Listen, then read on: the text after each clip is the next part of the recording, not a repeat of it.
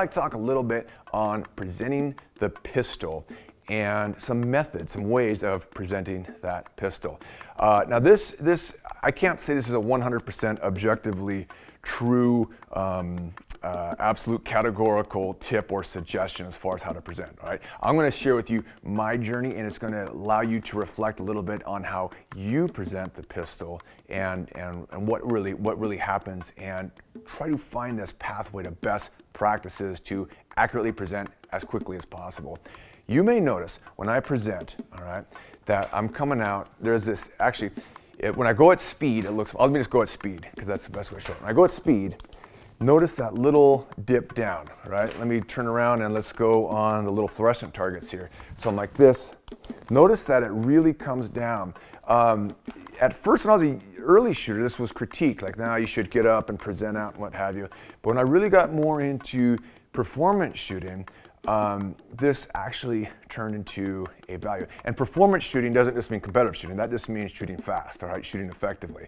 But also you have to have those fast skills with robustness, so as a concealed carry holder, you can obviously transfer those skills into safe, competent practices with your concealed carry skills.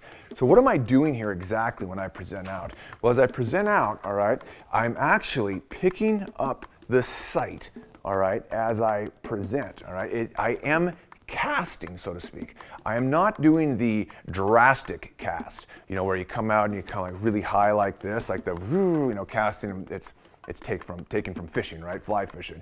But I do have the sight above the rear sight. And if you think about it, well, it kind of makes sense to have the sight, front sight, that is, above the rear sight, because, you know, the whole thing is below. I mean, if you had them aligned, the pistol would be pointed downward, right?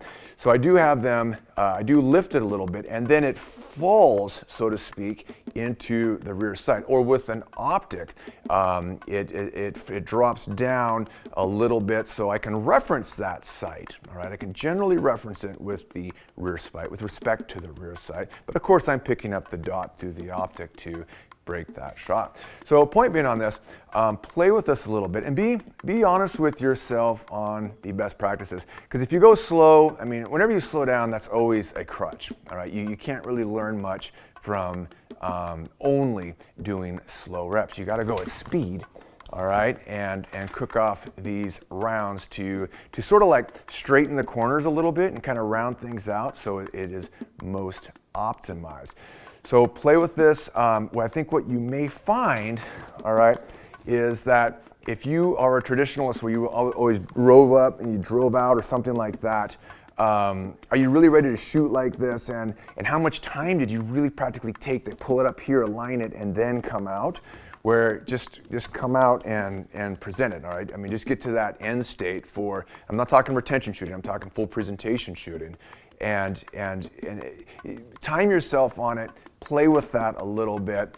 If it's a difficult shot and you are using just, you know, standard iron sights, all right, see if as you cast a little bit, if you pick up that sight, if it's a difficult shot, like I will shoot a little knot up there, it's a difficult shot, all right, I find that sight and I'm bringing my focus back to it as it lands in that rear sight, and overall it makes me faster at difficult shots where I am using a front sight focus. And practically too, I just can't, my wrist flexibility, I can't cant that gun any further forward. It's actually fully canted as I present. It just happens to be raised. All right, that's a little thing to play with on your presentation of your pistol next time you do your certified training.